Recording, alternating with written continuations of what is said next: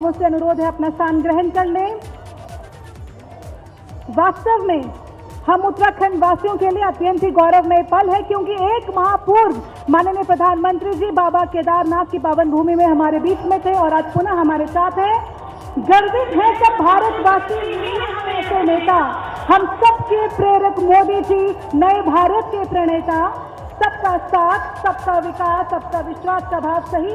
एक बार जोरदार तालियां माननीय पल है, क्योंकि एक माह पूर्व माननीय प्रधानमंत्री जी बाबा केदारनाथ की पावन भूमि में हमारे बीच में थे और आज पुनः हमारे साथ हैं।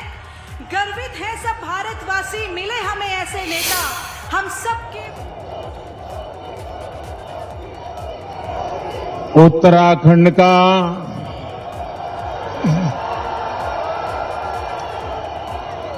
सभी दाना सयाणों, दीदी भूलियों, चच्ची बोड़ियां और भाई बहनों, आप सबूत है म्यारू प्रणाम। मिथे भरोसा है कि आप लोग कुशल मंगल होला। मैं आप लोगों थे सेवा लगन छो, आप स्वीकार करा।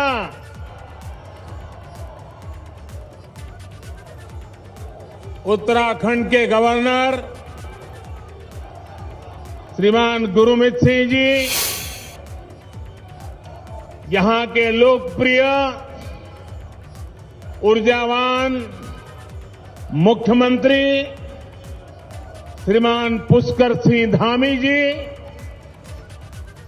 केंद्रीय मंत्री परिषद के मेरे सहयोगी प्रहलाद जोशी जी, अजय भट्ट जी, उत्तराखंड में मंत्री सतपाल महाराज जी, हरक सिंह रावत जी, राज्य मंत्रिमंडल के अन्य सदस्यगण, संसद में मेरे सहयोगी निशंक जी, तीरथ सिंह रावत जी, अन्य सांसदगण, भाई त्रिवेंद्र सिंह रावत जी, विजय बहुगुणा जी, राज्य विधानसभा के अन्य सदस्य, मेयर श्री, जिला सदस्यगण, भाई मदन कौशिक जी और मेरे प्यारे भाई और आप सभी इतनी बड़ी संख्या में हमें आशीर्वाद देने आए हैं। आपके स्नेह, आपका आशीर्वाद, ये आशीर्वाद का प्रसाद पाकर हम सभी अभिभूत है। उत्तराखंड पूरी देश की आस्था ही नहीं, बल्कि कर्म और कठोरता की भूमि है। इसलिए इस क्षेत्र का विकास, यहां को भव्य स्वरूप देना डबल इंजन की सरकार की सर्वोच्च प्राथमिकता है। इसी भावना से सिर्फ बीते 5 वर्षों में उत्तराखंड के विकास के लिए केंद्र सरकार ने 1 लाख करोड़ रुपए से अधिक, 1 लाख करोड़ रुपए से अधिक, 1 लाख करोड़ रुपए से अधिक परियोजनाएं स्वीकृत की हैं। यहां की सरकार इनको तेजी से जमीन पर उतार रही है। इसी को आगे बढ़ाते हुए आज 18,000 करोड़ रुपए से अधिक की परियोजनाओं का लोकार्पण और शिलान्यास किया जा रहा है। इनमें कनेक्टिविटी हो, स्वास्थ्य हो, संस्कृति हो, तीर्थाटन हो, बिजली हो, बच्चों के लिए विशेष तौर पर बना चाइल्ड फ्रेंडली सिटी प्रोजेक्ट हो, करीब करीब हर सेक्टर से जुड़े प्रोजेक्ट इसमें शामिल है। बीते वर्षों की कड़ी मेहनत के बाद अनेक जरूरी प्रक्रियाओं से गुजरने के बाद आखिरकार आज ये दिन आया है। ये परियोजनाएं इस दशक को मैंने केदारपुरी की पवित्र धरती से कहा था, आज मैं देहरादून से दोहरा रहा हूं। ये परियोजनाएं इस दशक को उत्तराखंड का दशक बनाने में अहम भूमिका निभाएगी।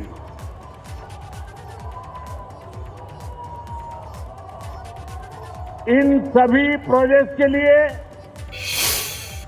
उत्तराखंड के लोगों का बहुत बहुत अभिनंदन करता हूं, बहुत बहुत बधाई देता हूं।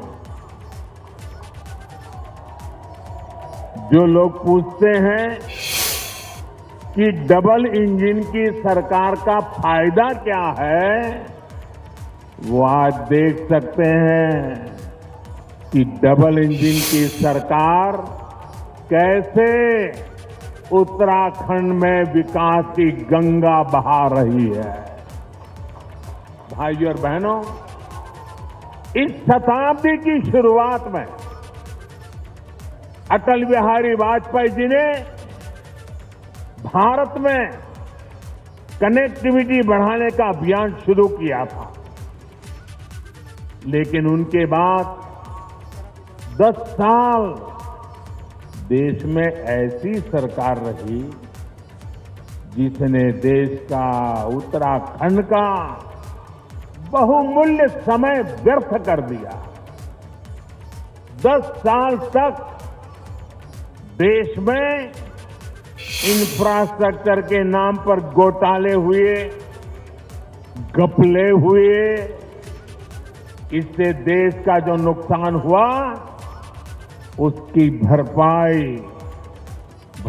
के लिए हमने 2 गुनी गति से मेहनत की और आज भी कर रहे हैं। आज भारत आधुनिक इंफ्रास्ट्रक्चर पर 100 लाख करोड़ रुपए से अधिक के निवेश के इरादे से आगे बढ़ रहा है। आज भारत की नीति गति शक्ति की है, 2 गुनी 3 गुनी तेजी से काम करने की है। सालों साल अटकी रहने वाली परियोजनाओं, बिना तैयारी के फीता काट देने वाले तौर तरीकों को पीछे छोड़कर आज भारत नवनिर्माण में जुटा है। 21वीं सदी के इस कालखंड में भारत में कनेक्टिविटी का एक ऐसा महायज्ञ चल रहा है जो भविष्य के भारत को विकसित देशों की श्रृंखला में लाने में बहुत बड़ी भूमिका निभाएगा। इस महायज्ञ का ही एक यज्ञ आज यहां देवभूमि में हो रहा है। भाइयों और बहनों, इस देवभूमि में श्रद्धालु भी आते हैं, उद्यमी भी आते हैं, प्रकृति प्रेमी सैलानी भी आते हैं। इस भूमि का जो सामर्थ्य है उसे बढ़ाने के लिए यहां आधुनिक इंफ्रास्ट्रक्चर पर अभूतपूर्व काम किया जा रहा है। 4 धाम ऑल वेदर रोड परियोजना के तहत आज देवप्रयाग से श्रीकोट और ब्रह्मपुर से कोडियाला वहां के प्रोजेक्ट का लोकार्पण किया गया है। भगवान बद्रीनाथ तक पहुंचने में लामबगड़ लैंडस्लाइड के रूप में जो रुकावट थी वो भी अब दूर हो चुकी है। इस लैंडस्लाइड ने देश भर के न जाने कितने तीर्थयात्रियों को बद्रीनाथ जी की यात्रा करने से या तो रोका है या फिर घंटों इंतजार करवाया है और कुछ लोग तो थक करके वापस भी चले गए। अब बद्रीनाथ जी की यात्रा पहले से ज्यादा सुरक्षित और सुखद हो जाएगी। आज बद्रीनाथ जी गंगोत्री और यमुनोत्री धाम में अनेक सुविधाओं से जुड़े नए प्रोजेक्ट पर भी काम आरंभ हुआ है। भाइयों और बहनों, बेहतर कनेक्टिविटी और सुविधाओं से पर्यटन और तीर्थाटन को कितना लाभ होता है, बीते वर्षों में केदार धाम में हमने अनुभव किया है। केदारनाथ त्रासदी से पहले 2012 में 5,70,000 लोगों ने दर्शन किया था और ये उस समय का एक रिकॉर्ड था। 2012 में यात्रियों की संख्या का एक बहुत बड़ा रिकॉर्ड था, जबकि कोरोना काल शुरू होने से पहले 2019 में 10 लाख से ज्यादा लोग केदारनाथ जी के दर्शन करने पहुंचे। यानी केदार धाम के पुनर्निर्माण ने न सिर्फ श्रद्धालुओं की संख्या बढ़ाई, बल्कि वहां के लोगों को रोजगार, स्वरोजगार के भी अनेकों अवसर उपलब्ध कराए हैं। साथियों, पहले जब भी मैं उत्तराखंड आता था या उत्तराखंड आने जाने वालों से जरा मिलता था तो वो हमेशा कहते थे, मोदी जी, दिल्ली से देहरादून की यात्रा गणेशपुर तक तो बड़ी आसानी से हो जाती है, लेकिन गणेशपुर से देहरादून तक बड़ी मुश्किल होती है। आज मुझे बहुत खुशी है कि दिल्ली देहरादून इकोनॉमिक कॉरिडोर का शिलान्यास हो चुका है। जब ये बनकर तैयार हो जाएगा तो दिल्ली से देहरादून आने जाने में जो समय लगता है वो करीब करीब आधा हो जाएगा। इससे न केवल देहरादून के लोगों को फायदा पहुंचेगा, बल्कि हरिद्वार, मुजफ्फरनगर, शामली, बागपत और मेरठ जाने वालों को भी सुविधा होगी। ये आर्थिक गलियारा अब दिल्ली से हरिद्वार आने जाने के समय को भी कम कर देगा। हरिद्वार रिंग रोड परियोजना से हरिद्वार शहर को जाम की बरसों पुरानी समस्या से मुक्ति मिलेगी। इससे कुमाऊं क्षेत्र के साथ संपर्क भी और आसान होगा। इसके अलावा ऋषिकेश की पहचान हमारे लक्ष्मण झूला, ये लक्ष्मण झूला पुल के समीप एक नए पुल का शिलान्यास भी आज हुआ है।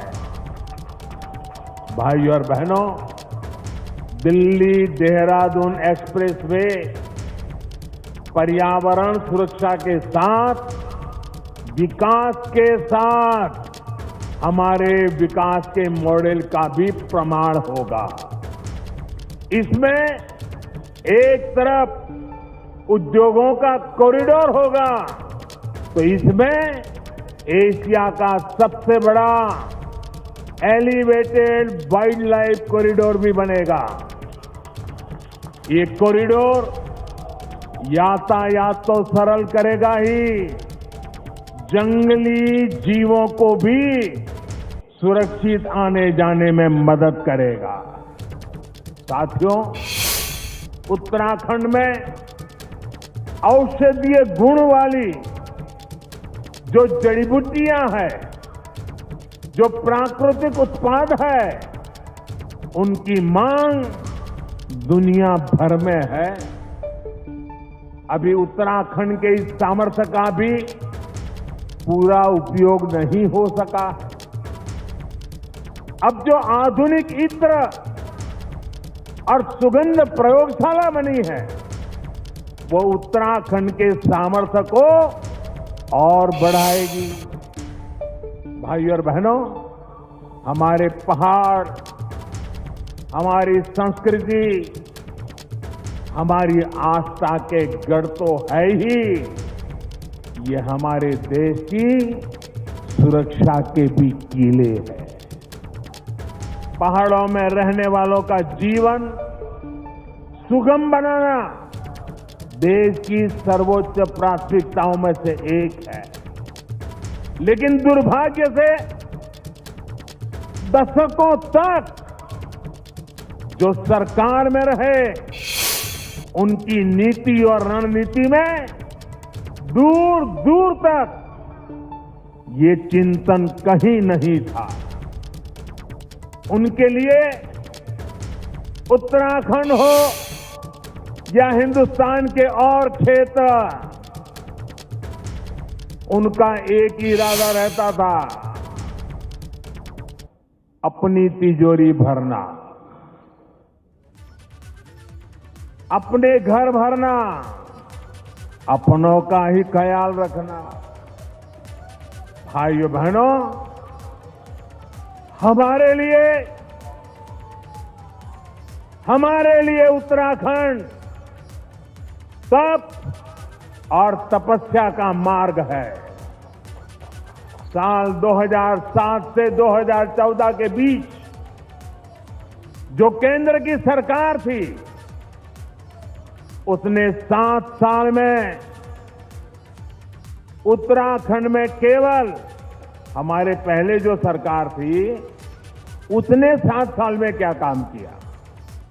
पहले की सरकार ने 7 साल में उत्तराखंड में केवल 288, 300 किलोमीटर भी नहीं, केवल 288 किलोमीटर नेशनल हाईवे बनाए थे। जबकि हमारी सरकार ने अपने 7 साल में उत्तराखंड में 2000 किलोमीटर से अधिक लंबाई के नेशनल हाईवे का निर्माण किया है। आप बताइए भाइयों बहनों, इसे आप काम मानते हैं कि नहीं मानते हैं? इसे आप काम मानते हैं कि नहीं मानते हैं? क्या इसमें लोगों की भलाई है कि नहीं है? इससे उत्तराखंड का भला होगा कि नहीं होगा? आपकी भावी पीढ़ियों का भला होगा कि नहीं होगा? उत्तराखंड के नौजवानों का भाग्य खुलेगा कि नहीं खुलेगा?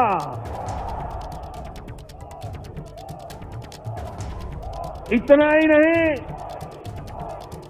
पहले की सरकार ने उत्तराखंड में नेशनल हाईवे पर 7 साल में 600 करोड़ के आसपास खर्च किया। कितने 600 करोड़। कितने समय में? 7 साल में। 7 साल में कितना खर्चा किया पहले वालों ने? 600 करोड़ कितना किया? अब जरा सुन लीजिए, जबकि हमारी सरकार ने इन 7-7.5 साल में 12,000 करोड़ रुपए से अधिक खर्च कर चुकी है। कहां 600 करोड़ और कहां 12,000 करोड़ रुपया? आप मुझे बताइए, हमारे लिए उत्तराखंड प्राथमिकता है कि नहीं है? आपको विश्वास हो रहा है कि नहीं हो रहा है?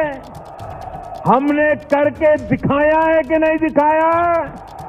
हम जी जान से उत्तराखंड के लिए काम करते हैं कि नहीं करते हैं? और भाइयों बहनों, ये सिर्फ एक आंकड़ा भर नहीं है।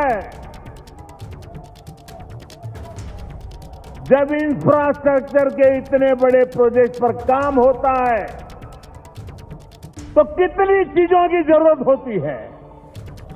सीमेंट चाहिए, लोहा चाहिए, लकड़ी चाहिए, ईंट चाहिए, पत्थर चाहिए, मजदूरी करने वाले लोग चाहिए, उद्यमी लोग चाहिए। स्थानीय युवाओं को अनेक प्रकार का लाभ का अवसर पैदा होता है। इन कामों को जो श्रमिक लगते हैं, इंजीनियर लगते हैं, मैनेजमेंट लगता है, वो भी अधिकतर स्थानीय स्तर पर जुट जाते हैं। इसलिए इंफ्रास्ट्रक्चर के ये प्रोजेक्ट अपने साथ उत्तराखंड में रोजगार का एक नया इकोसिस्टम बन रहे हैं, हजारों युवाओं को रोजगार दे रहे हैं। आज मैं गर्व से कह सकता हूं, 5 साल पहले मैंने कहा था, जो कहा था उसको दोबारा याद कराने की ताकत राजनेताओं में जरा कम होती है, मुझ में है।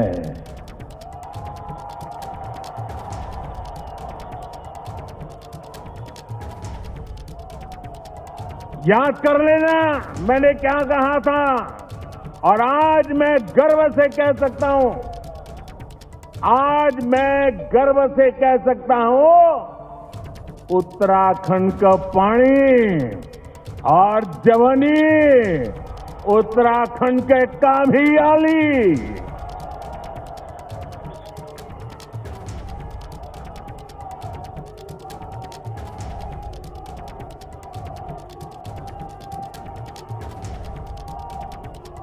साथियों, सीमावर्ती पहाड़ी क्षेत्रों के इंफ्रास्ट्रक्चर पर भी पहले की सरकारों ने उतनी गंभीरता से काम नहीं किया जितना करना चाहिए था।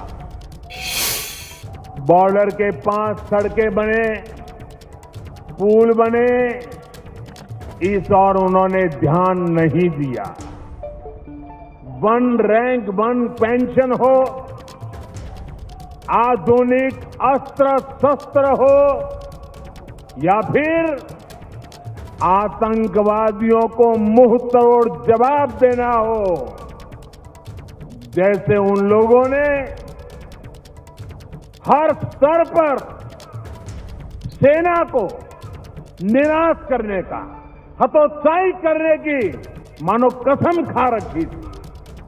लेकिन आज जो सरकार है वो दुनिया के किसी देश के दबाव में नहीं आ सकती। हम राष्ट्र प्रथम, सदैव प्रथम के मंत्र पर चलने वाले लोग हैं। हमने सीमावर्ती पहाड़ी क्षेत्रों में सैकड़ों किलोमीटर नई सड़कें बनाई हैं। मौसम और भूगोल की कठिन परिस्थितियों के बावजूद ये काम तेजी से किया जा रहा है, और ये काम कितना अहम है ये उत्तराखंड का हर परिवार, फौज में अपने बच्चों को भेजने वाला परिवार, ज्यादा अच्छी तरह समझ सकता है। साथियों, एक समय पहाड़ पर रहने वाले लोग विकास की मुख्य धारा से जुड़ने का सपना ही देखते रह जाते थे। पीढ़ियां बीत जाती थी, वो यही सोचते थे हमें कब पर्याप्त बिजली मिलेगी, हमें कब पक्के घर बनकर मिलेंगे, हमारे गांव तक सड़क आएगी या नहीं आएगी, अच्छी मेडिकल सुविधा मिलेगी या नहीं, और पलायन का सिलसिला आखिरकार कब रुकेगा। जाने कितने ही प्रश्न यहां के लोगों के मन में थे। लेकिन साथियों, जब कुछ करने का जुनून हो, जब कुछ करने का जुनून हो तो सूरत भी बदलती है और सीरत भी बदलती है। सूरत भी बदलती है और सीरत भी बदलती है। और आपका ये सपना पूरा करने के लिए हम दिन रात मेहनत कर रहे हैं।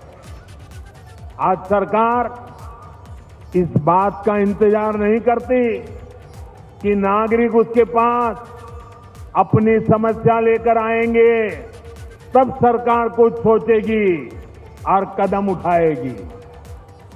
अब सरकार ऐसी है जो सीधे नागरिकों के पास जाती है। आप याद करिए, एक समय था जब उत्तराखंड में 1.25 लाख घरों में, उत्तराखंड में 1.25 लाख घरों में नल से जल पहुंचता था। आज 7.5 लाख से भी अधिक घरों में नल से जल पहुंच रहा है। अब घर में किचन तक नल से जल आए हैं, तो माताएं बहनें मुझे आशीर्वाद देगी कि नहीं देगी? हम सबको आशीर्वाद देंगे कि नहीं देंगे? नल से जल आता है तो माताओं बहनों का कष्ट दूर होता है कि नहीं होता है? उनको सुविधा मिलती है कि नहीं मिलती है? और ये काम जल जीवन मिशन शुरू होने के 2 साल के भीतर भीतर हमने कर दिया। इसका बहुत बड़ा लाभ उत्तराखंड की माताओं को, बहनों को, यहां की महिलाओं को हुआ है। उत्तराखंड की माताओं, बहनों, बेटियों ने हमेशा हम सभी पर इतना स्नेह दिखाया है। हम सभी दिन रात परिश्रम करके, ईमानदारी से काम करके हमारी इन माताओं बहनों का जीवन आसान बनाकर उनका ऋण चुकाने का निरंतर प्रयास कर रहे हैं। साथियों, डबल इंजन की सरकार में उत्तराखंड के हेल्थ इंफ्रास्ट्रक्चर पर भी अभूतपूर्व काम हो रहा है। उत्तराखंड में 3 नए मेडिकल कॉलेज स्वीकृत किए गए हैं। इतने छोटे से राज्य में 3 नए मेडिकल कॉलेज। आज हरिद्वार मेडिकल कॉलेज का शिलान्यास भी किया गया है। ऋषिकेश एम्स तो सेवाएं दे ही रहा है। कुमाऊं में भी सैटेलाइट सेंटर भी जल्द ही सेवा देना शुरू कर देगा। टीकाकरण के मामले में भी उत्तराखंड आज देश के अग्रणी राज्यों में है। और इसके लिए मैं धामी जी को, उनके साथियों को, पूरे उत्तराखंड की सरकार को बधाई देता हूं। और इसके पीछे भी बेहतर मेडिकल इंफ्रास्ट्रक्चर की बहुत बड़ी भूमिका। इस कोरोना काल में उत्तराखंड में 50 से अधिक नए ऑक्सीजन प्लांट भी लगाए गए हैं। साथियों, बहुत से लोग चाहते हैं आप में से सबके मन में विचार आता होगा, हर कोई चाहता होगा उसकी संतान डॉक्टर बने, उसकी संतान इंजीनियर बने, उनकी संतान मैनेजमेंट के क्षेत्र में जाए। लेकिन अगर नए संस्थान बने ही नहीं, सीटों की संख्या बढ़े ही नहीं, तो आपका सपना पूरा हो सकता है क्या? आपका बेटा डॉक्टर बन सकता है क्या?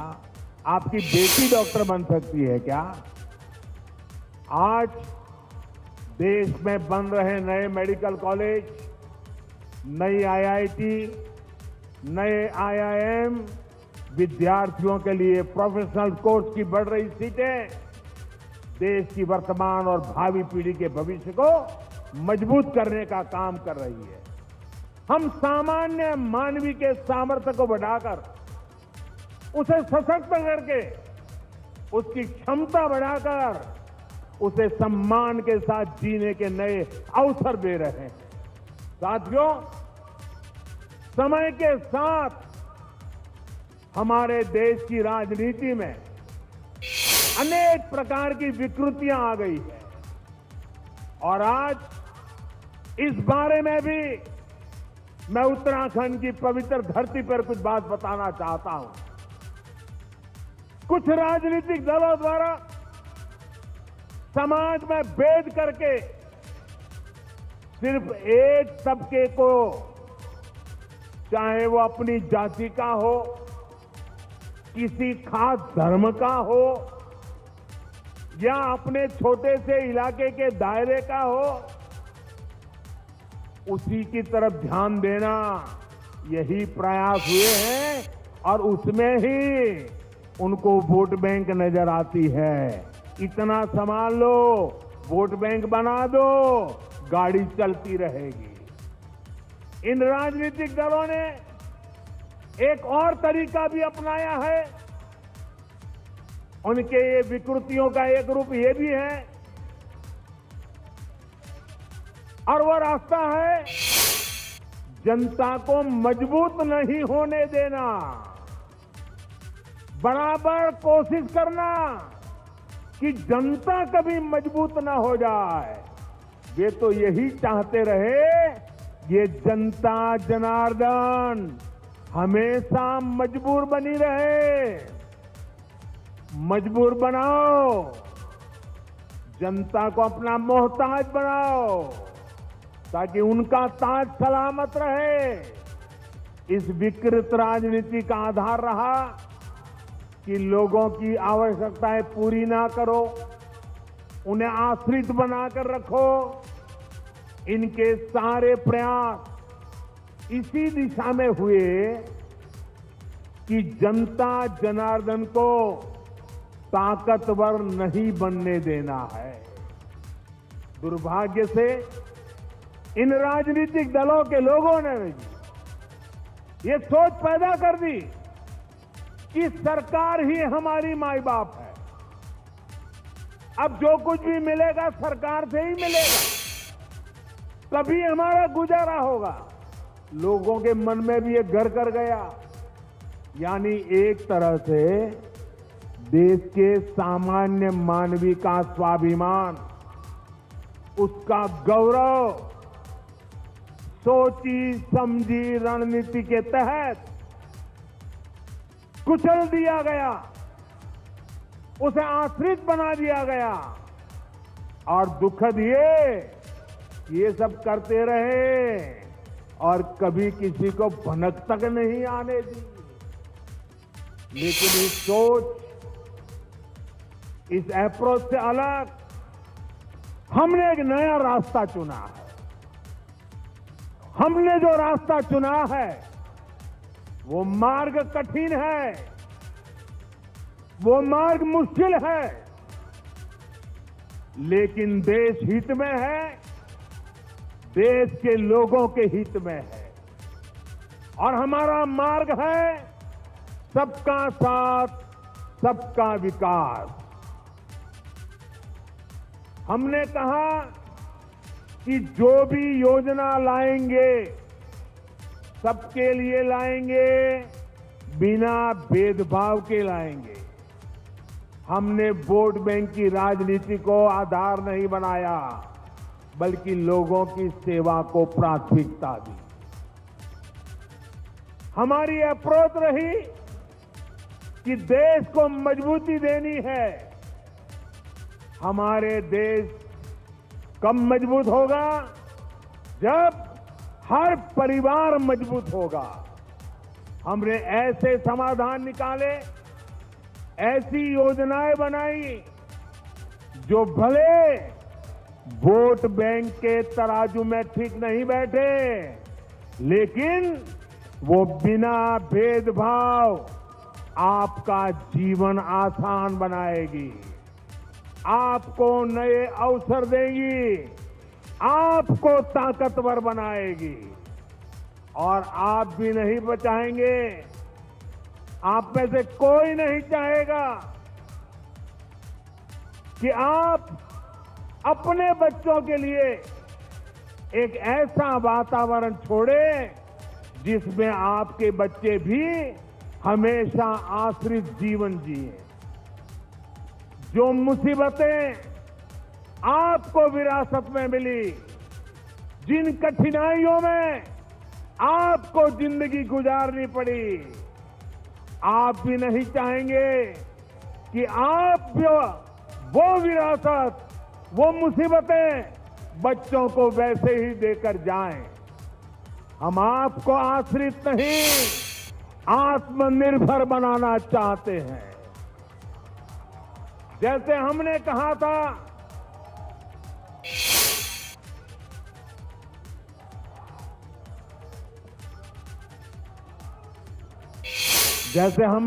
था कि जो हमारा अन्नदाता है वो ऊर्जादाता भी बने, तो इसके लिए हम खेत के किनारे मेड़ पर सोलर पैनल लगाने की कुसुम योजना लेकर के आए।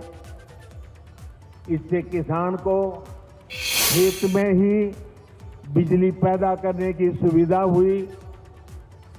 ना तो हमने किसान को किसी पर आश्रित किया और ना ही उसके मन में ये भाव आया कि मैं मुफ्त की बिजली ले रहा हूं। और इस प्रयास में भी उसको बिजली भी मिली और देश पर भी भार नहीं आया और वो एक तरह से आत्मनिर्भर बना। और ये योजना देश के कई जगह पे हमारे किसानों ने लागू की है। इसी तरह हमने देश भर में उजाला योजना शुरू की। कोशिश थी कि घरों में बिजली का बिल कम आए। इसके लिए देश भर में और यहां उत्तराखंड में करोड़ों एलईडी बल्ब दिए गए, करोड़ों।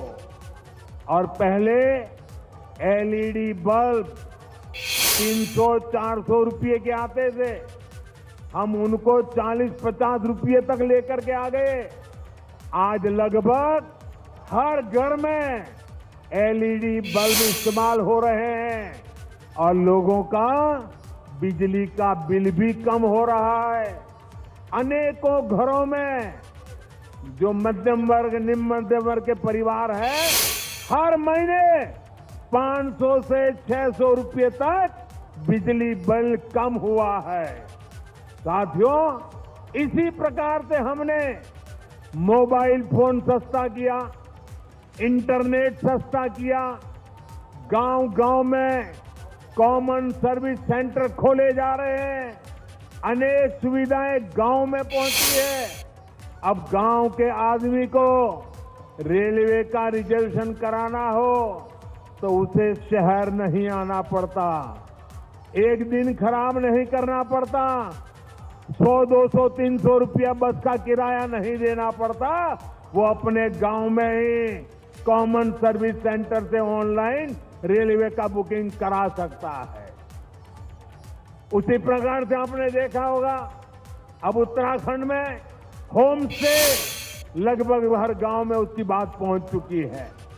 अभी कुछ समय पहले मुझे उत्तराखंड के लोगों से बात करने का मौका मिला था, जो बहुत सफलता के साथ होम स्टे चला रहे हैं। जब इतने यात्री आएंगे, पहले की तुलना में 2 गुना 3 गुना यात्री आना शुरू हुआ है। जब इतने यात्री आएंगे तो होटल की उपलब्धता का सवाल भी स्वाभाविक है, और रातों रात इतने होटल भी नहीं बन सकते, लेकिन हर घर में एक कमरा बनाया जा सकता है, अच्छी सुविधाओं के साथ बनाया जा सकता है। और मुझे विश्वास है उत्तराखंड होम स्टे बनाने में, सुविधाओं के विस्तार में पूरे देश को एक नई दिशा दिखा सकता है। साथियों, इसी तरह का परिवर्तन हम देश के हर कोने में ला रहे हैं। इस तरह के परिवर्तन से देश 21वीं सदी में आगे बढ़ेगा।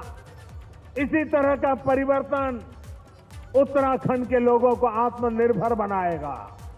साथियों, समाज की जरूरत के लिए कुछ करना और वोट बैंक बनाने के लिए कुछ करना, दोनों में बहुत बड़ा फर्क होता है। जब हमारी सरकार गरीबों को मुफ्त घर बनाकर देती है, तो वो उसके जीवन की सबसे बड़ी चिंता दूर करती है। जब हमारी सरकार गरीबों को 5 लाख रुपए तक की मुफ्त इलाज की सुविधा देती है, तो वो उसकी जमीन बिकने से बचाती है, उसे कर्ज के चुकू चक्कर में फंसने से बचाती है। जब हमारी सरकार कोरोना काल में हर गरीब को मुफ्त अनाज सुनिश्चित करती है, तो वो उसे भूख की मार से बचाने का काम करती है। मुझे पता है कि देश का गरीब, देश का मध्यम वर्ग इस सच्चाई को समझता है। तभी हर क्षेत्र, हर राज्य से हमारे कार्यों को, हमारी योजनाओं को जनता जनार्दन का आशीर्वाद मिलता है और हमेशा मिलता रहेगा। साथियों, आजादी के इस अमृत काल में देश ने जो प्रगति की रफ्तार पकड़ी है, वो अब रुकेगी नहीं, अब थमेगी नहीं और ये थकेगी भी नहीं, बल्कि और अधिक विश्वास और संकल्पों के साथ आगे बढ़ेगी। आने वाले 5 वर्ष उत्तराखंड को रजत जयंती की तरफ ले जाने वाले हैं। ऐसा कोई लक्ष्य नहीं जो उत्तराखंड हासिल नहीं कर सकता, ऐसा कोई संकल्प नहीं जो इस देवभूमि में सिद्ध नहीं हो सकता। आपके पास दामी जी के रूप में युवा नेतृत्व भी है, उनकी अनुभवी टीम भी है। हमारे पास वरिष्ठ नेताओं की बहुत बड़ी श्रृंखला है। 30-30 साल, 40-40 साल अनुभव से निकले हुए नेताओं की टीम है, जो उत्तराखंड के उज्जवल भविष्य के लिए समर्पित है। और मेरे प्यारे भाइयों बहनों, जो देश भर में बिखर रहे हैं, वो उत्तराखंड को निखार नहीं सकते हैं।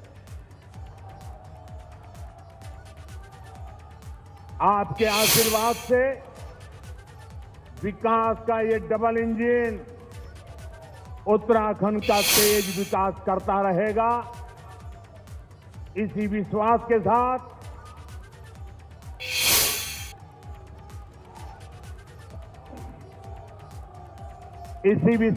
साथ मैं फिर से आप सबको बधाई देता हूं।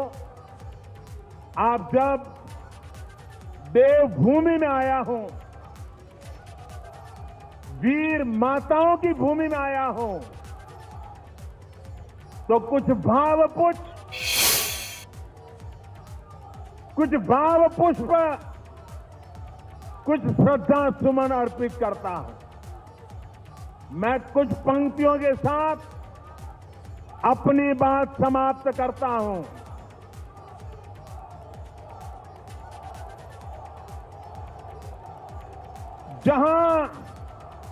जहां पवन बहे संकल्प लिए, जहां पवन बहे संकल्प लिए, जहां पर्वत गर्व सिखाते हैं, जहां ऊंचे नीचे सब रास्ते बस भक्ति के सुर में गाते हैं। उस देव भूमि के ध्यान से ही, उस देव भूमि के ज्ञान से ही मैं सदा धन्य हो जाता हूं। है भाग्य मेरा, सौभाग्य मेरा, मैं तुमको नीश नवाता हूं, मैं तुमको शीश नवाता हूं और धन्य धन्य हो जाता हूं। तुम आंचल हो भारत मां का, तुम आंचल हो भारत मां का, जीवन की धूप में छाव हो तुम, बस छूने से ही तर जाए सबसे पवित्र वो धरा हो तुम, बस लिए समर्पण तन मन से, बस लिए समर्पण तन मन से। मैं देवभूमि में आता हूं, मैं देवभूमि में आता हूं। है भाग्य मेरा, सौभाग्य मेरा, मैं तुमको शीश नवाता हूं, मैं तुमको शीश नवाता हूं और धन्य हो जाता हूं, और धन्य धन्य हो जाता हूं।